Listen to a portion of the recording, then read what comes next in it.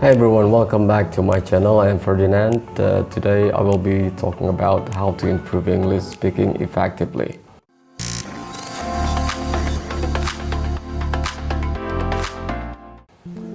Even when we have studied English for quite a long time, we still think that there is no improvement in the language.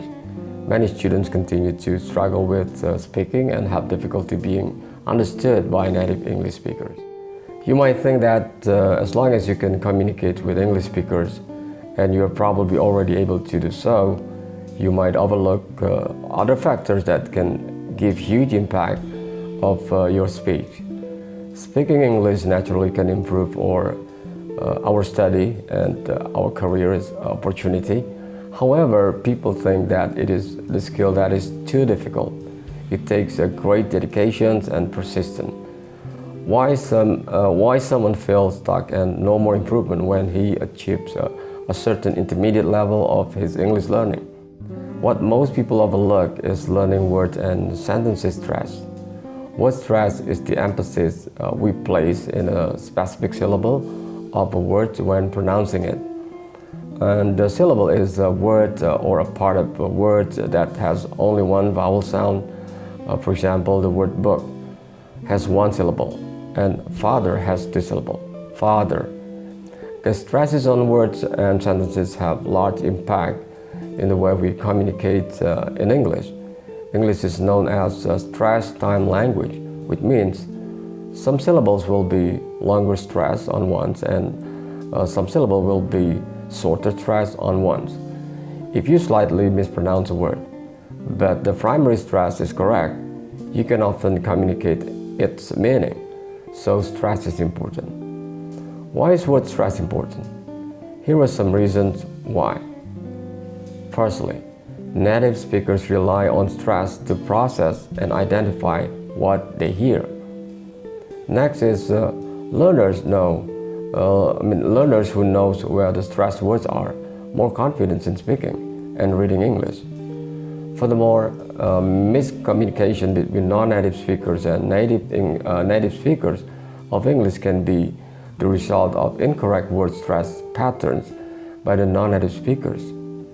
And then word stress helps learners to identify words when listening. Also, putting word stress will make native speakers difficult to understand the words, let alone the whole sentence. Even it can change the meaning. And there are still a bunch of reasons why stress is crucial. Well, syllables in English words don't all have the same level of loudness. Some are loud, some are short and quiet, some are in between. English has 3 levels of stress. One of the most challenging and sometimes frustrating aspects of English is predicting where the primary stress, secondary stress, and unstressed or reduced syllable in a word. Understanding stress will make you speak a lot more clear. Here are some guidelines to learn more about word stress. Okay, the first rule, noun and adjectives with 2 syllables. When a noun, a word referring to a person, things, a place, or abstract quality, or an adjective, a word that gives information about the noun, has 2 syllables, the stress is usually on the first syllable. For example, table, not table. Caesar, not Caesar. Pretty, not pretty. Clever, not clever. Hotel, not hotel. Extreme, but not extreme. Concise, not concise. Well, rule number 2, verbs and prepositions with 2 syllables. The stress is usually on the second syllable. I'll give you some example. Present, export, aside, between. Alright, now we go to number 3. words that are both a noun and a verb. Some words in English can be both a noun and a verb. In those cases, the noun has its word stress on the first syllable, and with the verb, the stress falls on the second syllable. And the examples are present. It's a gift, but versus present means give something formally. Export, the practice of business, of selling goods, for example. But export means to sell goods to another place or another country. Suspect means someone who the police believe may have committed a crime, but suspect to believe that something is true, especially something bad. We go to rule number 4. 3-syllable words ending in ER and LY. Words that have 3 syllables and end in ERs or LY often have a stress on the first syllable. For examples, orderly, quietly, manager. And we go to number 5. Words ending in IC, shins, and shin. When the words end in IC, shins, or chin, the stress is usually on the second to last syllable. You count syllables backwards and put the stress on the second one from the end. For example, creation, commission, photographic. All right, now we go to rule number 6. Words ending in CY, TY, PHY, GY, and for lack of a better term. When the words end in those kind of suffix, the stress is often on the third to last syllable. Similarly, you count syllables backwards and put a stress on the third one from the end. Here are the examples. Democracy, photography, logical, commodity, psychology. All right, now we go to rules number 7. Compound nouns. In most compound nouns, the word stress is on the first noun. Examples: football, the word foot and ball. Keyboard, we don't say keyboard. Okay.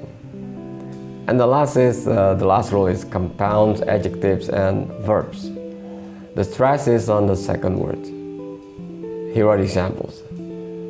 Old-fashioned, the 2 words, old and fashion. Old-fashioned. Understand. All right. Mastering the subject of word stress is a bit frustrating, as there are many rules and exceptions, while native speakers do it naturally. English learners have to get there through a lot of listening to native speakers and practice. How about sentences? Sentence stress is the music of spoken English. Like word stress, sentence stress can help you to understand spoken English, even rapid spoken English. Sentence stress is accents or certain words with a sentence.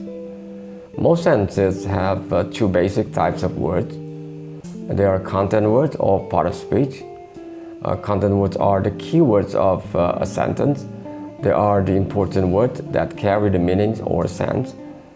And another one is structure words or function words. Structure words are not very important. It's not very important words. They're small, simple words that makes the sentence correct grammatically. They give the sentence its correct forms. Content words include nouns, verbs, adjectives, and adverbs. Negative words such as not or never also get stressed because they affect the meaning of the sentence. Modals too can change the meaning of a sentence. However, Function words are short words such as articles, preposition, and conjunctions. Don't take stress. Pronouns don't usually get stressed because the context often makes it clear who we're talking about. The be verbs and all auxiliary verbs don't carry much meaning, only the main verb does. Here is the example. Kid plays at the park. The kid is playing at the park. The kid has been playing at the park. Even though each sentence has different amounts of words, it takes the same amount of time to say them. The message is very clear because of the contrast between stressed and reduced words. Stress only for the content words that are important for a message, and we reduce function words. When native speakers hear that important words, that's how they get the gist of a message. But when people give stress on different ways, it will make a native speakers difficult to get the meaning of what they're trying to say. Well, that's how stress has super important roles in delivering message through words. One of the best ways to improve your pronunciation is by listening a lot more to native English speakers and pay deep attention to the way they speak. Make it a habit to be more aware of what you learned, and soon you'll perfect your pronunciation. Well, I hope this lesson is useful for you, that you can share to friends. Thanks for watching. See you on my next video. Bye for now.